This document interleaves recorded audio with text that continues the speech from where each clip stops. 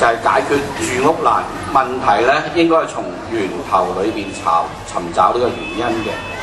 隨著呢個社會經濟嘅高速發展咧，樓價短呢幾年咧係飆升咗好幾倍嘅，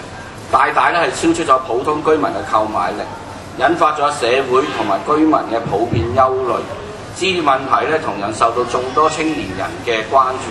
同時咧物業嘅價格升值同埋市場嘅需求嘅增加嘅帶動咧，樓宇嘅租值咧亦都一路咁上揚。咁啊，一啲冇樓嘅家庭咧，對於呢個租金嘅負擔咧就越嚟越沉重。為咗緩解個住屋難嘅問題咧，政府喺08年嘅施政報告咧推出咗2項新嘅房屋政策，協助夾心嘅階層咧解決呢個置業同埋住屋難嘅問題。事實上咧，住屋嘅問題同埋涉及面係好多嘅，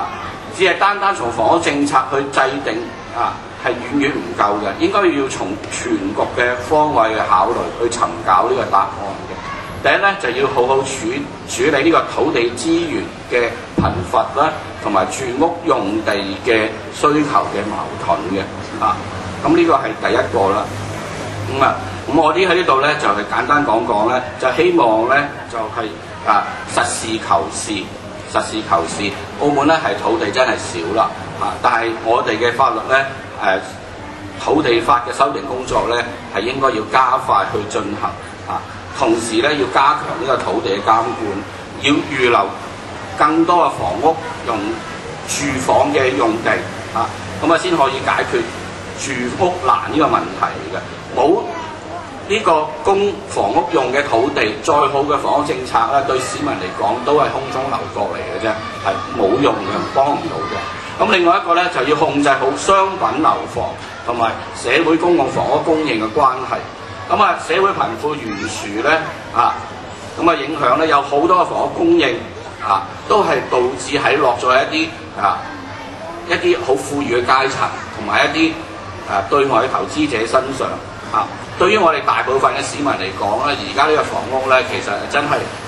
好奢侈嘅奢侈品嚟嘅，間接係造成咗呢一個商品嘅比例同埋人口比例係唔協調嘅。另外咧就要完善不合時宜嘅房屋政策，使到社會咧同公共資源咧嘅分配更加合理嘅。我哋頭先都講過有一啲嘅政策嘅改變啦，希望咧係加快修訂社會公共房屋嘅相關嘅法律規定，